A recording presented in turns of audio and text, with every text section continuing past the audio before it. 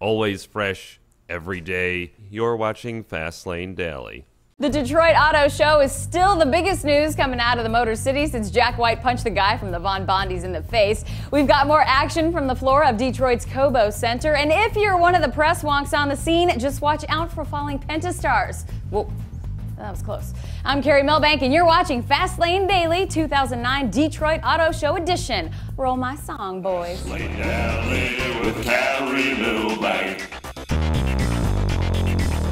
Hello, car lovers. Long time no see. Detroit this week was the battleground for the war of the hybrid sedans. The Honda versus Toyota rivalry got kicked up a notch as Honda rolled out its new Insight. That's the 2010 dedicated hybrid model that will undercut the Prius on price while offering a new entry point for those with hybrid lust. Honda hasn't confirmed the number on the sticker, but reports peg the base model Insight at well under 19 grand.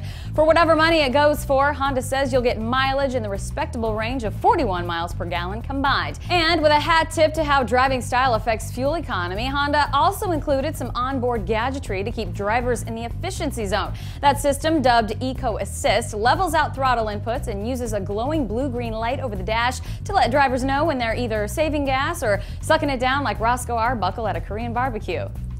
Who? I was thinking Paris Hilton on a slow night. Anyway, Toyota upped the ante by showing up with its next generation Prius. The masters of smug say the latest version of the Kleenex of hybrids is larger, more powerful, and more economical than the outgoing model. Toyota says buyers can expect EPA mileage ratings of around 50 mpg and a power boost from a new 1.8-liter engine hooked to the company's Synergy Drive hybrid power plant, which Toyota says is 90% new for 2010.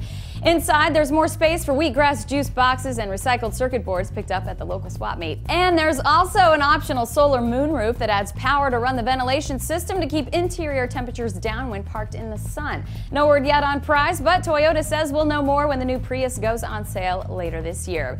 Toyota also showed up in Detroit a new luxury hybrid for its Lexus brand. It's the HS250h, a car the company says is the world's first dedicated luxury hybrid model. The HS250h gets power from a 4-cylinder 2.4-liter Atkinson cycle engine hooked to the Toyota's familiar Synergy Drive system. That, along with a new exhaust heat recovery system, adds up to 187 horsepower. No word yet on price, but Auto Week says the HS250h will retail in the $40,000 range when it goes on sale this summer.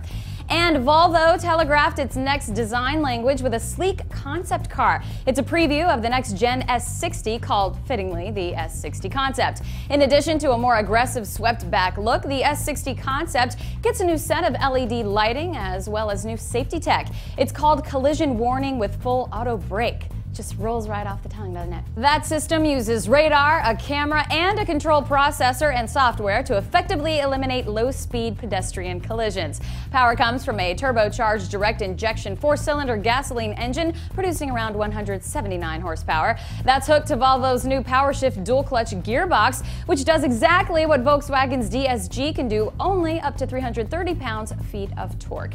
Expect to see the production model of the new S60 later this year.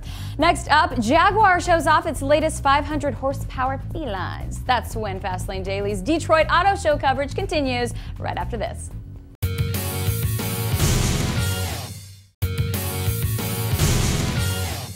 Well, Jaguar is not kidding about joining the ranks of 500 horsepower luxury sports cars. The company showed up in Detroit this year with a pair of feral cats sharing a newly tweaked version of the Jaguar AJV8. The company, now owned by India's Tata Motors, revealed high-performance versions of the XK and XF, dubbed XKR and XFR. Power for both comes from the supercharged 5-liter V8, now rated at 510 horsepower and 461 pounds-feet of torque. Jaguar hasn't released performance specs yet, but the company did release photos of the XFR on a recent trip to the Bonneville Salt Flats in Utah. There, Jaguar says a lightly modified XFR, sans electronic speed limiter and fitted with a sizable rear spoiler, reportedly hit 225 miles per hour.